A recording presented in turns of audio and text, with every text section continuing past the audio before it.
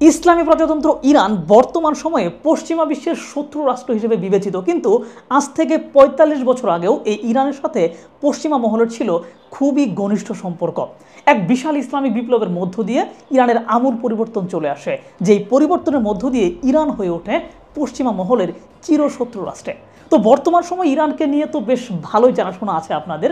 আজকে চলুন ইরানের সেই ইসলামী বিপ্লবটা নিয়ে একটু আলোচনা করি। কেন এই বিপ্লব সংগঠিত হলো, এই বিপ্লবের পূর্বে ইরান আসলে কেমন ছিল, এই সবগুলো বিষয় নিয়ে বিস্তারিত আলোচনা করব আজকের ভিডিওতে। চলুন একটু আগে থেকেই শুরু করি।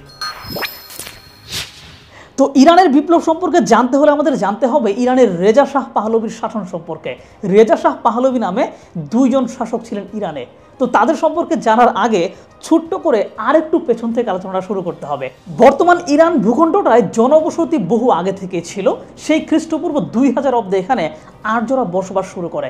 এরপর থেকে আজ পর্যন্ত সেখানে বিভিন্ন সময়ে বাইরে থেকে শাসকরা এসে যেমন শাসন করেছে, আবার শাসন করেছে ওই ভূখণ্ড থেকে উঠে আসা বিভিন্ন রাজবংশও। বাইরে থেকে আসাদের মধ্যে ছিল আর্য, গ্রিক, আরব, তুর্কি ইত্যাদি। তবে সর্বশেষ প্রভাবশালী যে রাজবংশটা ইরানে শাসন করেছে তার নাম হচ্ছে কাজার রাজবংশ, যারা ১৭৮১ সালে ক্ষমতায় আরোহণ করেন। কাজার রাজবংশের বাদশাহ নাসিরউদ্দিন শাহের সাথে রাশিয়ার খুব ভালো সম্পর্ক ছিল। তিনি ১৮৭৮ সালে দক্ষিণ রাশিয়া ভ্রমণ করেন এবং রুশ সেনাবাহিনীর কসাক রেজিমেন্টের নৈপুণ্য দেখে মুগ্ধ হন। তিনি সিদ্ধান্ত নেন ওইরকম একটা চৌকস বাহিনী ইরানেও বানাবেন। যেই কথা সেই কাজ, রাশিয়া থেকে সহায়তা নিয়ে তিনি ১৮৭৯ সালে গড়ে তোলেন ইরানের কসাক বাহিনী। এই বাহিনীর উচ্চপদে বেশিরভাগই ছিল রাশিয়ান। খুব দ্রুত সময়ের মধ্যেই এই বাহিনী ইরানের সবচেয়ে কার্যকরী বাহিনীতে পরিণত হয়। শুরুতেই বলেছিলাম রেজা শাহ পাহলভির কথা। সেই রেজা শাহের আসল নাম ছিল রেজা খান। তিনি অখ্যাত এক গ্রামের সাধারণ পরিবারে জন্মগ্রহণ করেন এবং এই কসাক বাহিনীতেই যোগ দেন। যোগ্যতার বলে তিনি ইরানের কার্যকরী এই বাহিনীর উচ্চপদে চলে আসেন। এরই মধ্যে ১৯১৪ সালে শুরু হয় প্রথম বিশ্বযুদ্ধ এবং ১৯১৭ সালে রাশিয়ায় রুশ বিপ্লব সংগঠিত হয়। রুশ বিপ্লবের পর ইরানের কসাক বাহিনী থেকে রাশিয়ান উচ্চপদস্থ সেনা কর্মকর্তারা চলে যান। তখন রেজা খান আরও উচ্চপদে চলে আসেন। এরই মধ্যে প্রথম বিশ্বযুদ্ধ চলাকালীন সময়ে ইরানের যে তৎকালীন শাসক আহমেদ শাহ, তার শাসনের দুর্বলতা বেশি করে প্রকাশিত হয়। ইরানকে তিনি নিরপেক্ষ রাখতে ব্যর্থ হন। ধীরে ধীরে মানুষের মধ্যে এই বাদশাহ আহমেদ শাহর প্রতি বিরূপ প্রতিক্রিয়া সৃষ্টি হয়। এই সুযোগে ১৯২১ সালে উচ্চপদস্থ সেনা কর্মকর্তা রেজা খান সামরিক অভ্যুত্থান ঘটান এবং সেনা প্রধান হয়ে মূল ক্ষমতা গ্রহণ করেন। কিছুদিন পর ১৯২৫ সালে তিনি ইরানের সর্বময় ক্ষমতার অধিকারী হয়ে সিংহাসনে আরোহণ করেন এবং নাম ধারণ করেন রেজা শাহ পাহলভি। মানে একজন সেনা কর্মকর্তা থেকে হয়ে গেলেন ইরানের সর্বময় ক্ষমতার অধিকারী শাসক। এরপর থেকে রেজা শাহ নানান সংস্কারের মধ্য দিয়ে ইরানকে আধুনিক ইরানে পরিণত করেন। তিনি বুঝেছিলেন যে শক্তিশালী সামরিক বাহিনী ছাড়া আসলে মাথা উঁচু করে টিকে থাকা যাবে না। তাই প্রথমেই তিনি সামরিক বাহিনীতে সংস্কার আনেন। বাহিনী থেকে বিদেশি মানুষদেরকে সরিয়ে দেন। দেশের ২১ থেকে ২৫ বছর বয়সী তরুণদেরকে সামরিক বাহিনীতে যোগদানে বাধ্য করেন। সামরিক খাতে বাজেট বৃদ্ধি করে মোট বাজেটের ৩৩.৫% করে ফেলেন। ১৯৪১ সালের মধ্যে একটা আধুনিক বাহিনীতে পরিণত হয় ইরানের সেনাবাহিনী।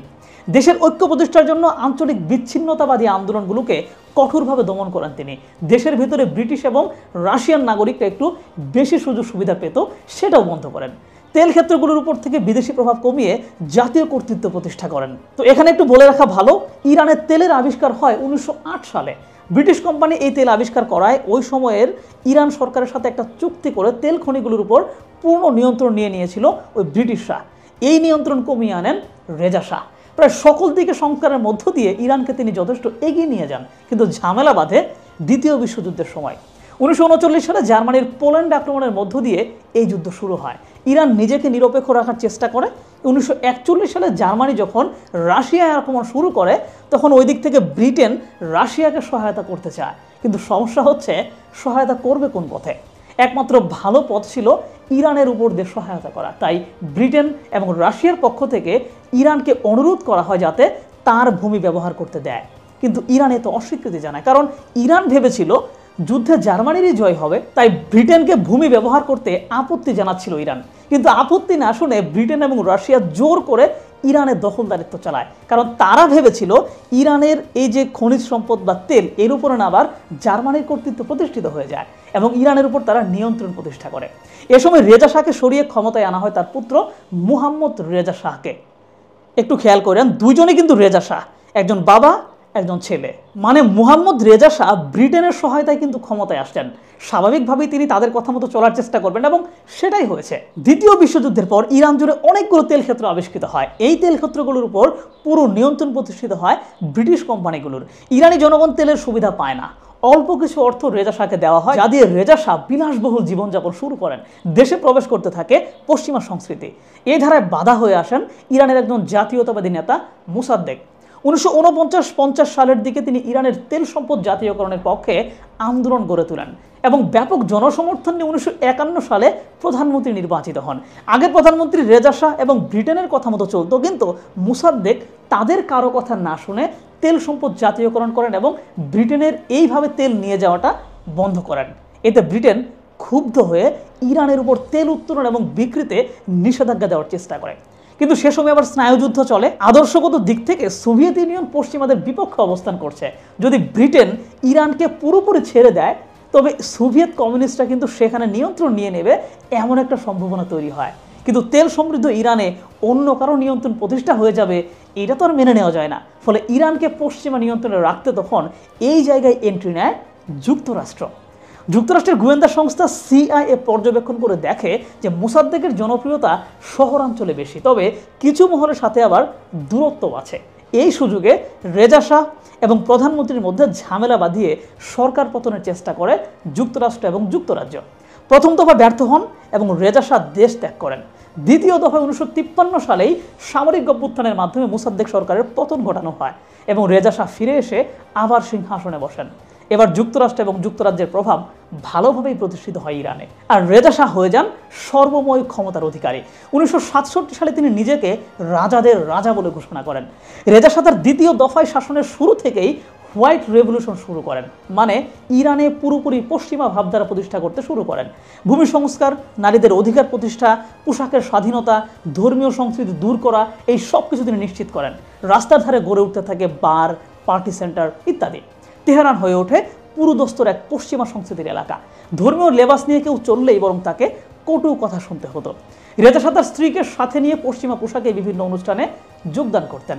ধর্ম থেকে দেশের শাসন ব্যবস্থাকে আলাদা করে ফেলার কাজ চলে, আর এসবের আড়ালে পশ্চিমারা ইরান থেকে তেল সহ নানান খনিজ সম্পদ নিয়ে যেতে থাকে। তবে পশ্চিমা সংস্কৃতির এই অবাধ প্রবেশ ঘটলেও ইরানের ধর্মবান মানুষরা কিন্তু এর বিরোধিতা করতে থাকে, ভেতরে ভেতরে ফুঁসে উঠতে থাকে। ধর্মীয় নেতারা রেজা শাহের এসব কার্যকলাপের বিরোধিতা করে আন্দোলন শুরু করেন। কঠোর হস্তে সেই আন্দোলনকে আবার দমনও করা হয়। এমন একজন ধর্মীয় নেতা আয়াতুল্লাহ আল খামেনি। রেজা শাহ এবং পশ্চিমাদের বিরোধিতা করার কারণে খামেনিকে 1964 সালে দেশ ছাড়তে হয়। নির্বাসনে থেকেই তিনি দেশের ভেতরে ইসলামী আন্দোলন চালু রাখেন। এদিকে ধর্মবিরোধী একের পর এক কাজের জন্য জনমানুষের মাঝেও রেজা শাহের বিরুদ্ধে ক্ষোভ বাড়তে থাকে। তো এখানে একটা দারুণ তথ্য শুনে রাখেন, রেজা শাহের লম্বা সময়টাতে কিন্তু ইরান ছিল যুক্তরাষ্ট্রের ব্যাপক ঘনিষ্ঠ, যেটা ইতিমধ্যে আপনারা বুঝে ফেলেছেন। এবং মধ্যপ্রাচ্যে যাতে সোভিয়েত ইউনিয়ন তার কমিউনিজম ছড়াতে না পারে, সেই জন্য ইরানকে ব্যবহার করেছিল যুক্তরাষ্ট্র। বিপুল পরিমাণে অস্ত্র বিক্রি করেছে কিন্তু এই ইরানে। কিন্তু মানুষের মধ্যে আবার ক্ষোভও বেড়েছে সমান তালে। ধর্মপ্রাণ মুসলিমরা মনে কষ্ট পেতে থাকে, ধর্মীয় লেবাস পরিধান করলেই অপমানের শিকার হতে হয়। সাল 1978 জানুয়ারি মাস, ইরানের এক রাষ্ট্রীয় পত্রিকায় খামেনির বিরুদ্ধে খামেনিকে ছোট করে কটাক্ষ করে খবর প্রকাশিত হয়, যার প্রতিবাদে হাজার হাজার মাদ্রাসার ছাত্ররা এবং ধর্মপ্রাণ মানুষ রাস্তায় নেমে আসেন। দেশে আন্দোলনের একটা পরিবেশ জমে ওঠে। ওদিকে নির্বাসিত নেতা আয়াতুল্লাহ আল খামেনি বিদেশ থেকেই শিয়াদের পবিত্র শহর নাজাফে এক সমাবেশ আহ্বান করেন। 1978 সালের 8ই সেপ্টেম্বরের এই সমাবেশে প্রায় 70 থেকে 80 লাখ লোক জমায়েত হয়, যেটা শাসক শ্রেণীর কাছে ছিল অভাবনীয়। এই সমাবেশ থেকে সরকার পতনের আন্দোলন শুরু হয়। মাঝে মাঝেই হরতাল, সমাবেশ ইত্যাদি চলতে থাকে। কিন্তু রেজা শাহের বাহিনী নির্বিচারে গুলি চালিয়ে বিপুল সংখ্যক মানুষকে হত্যা করে এবং মিছিল ছত্রভঙ্গ করে দেয়। পশ্চিমা মহল মনে করে এই আন্দোলন আর মাথাচাড়া দেবে না, কিন্তু আন্দোলন চলতে থাকে। এতদিন খামেনি আন্দোলন পরিচালনা করতেন ইরাকে বসে। রেজা শাহ সরকারিভাবে তাকে ইরাক থেকে সরিয়ে দেন। এরপর তিনি ফ্রান্সে আশ্রয় নেন, আর ফ্রান্সের মুক্ত গণমাধ্যমের সহায়তায় ইরানের অবস্থার কথা তিনি পুরো বিশ্বে ছড়িয়ে দেন। ইরানের বিপ্লব আরও দানা বাঁধে।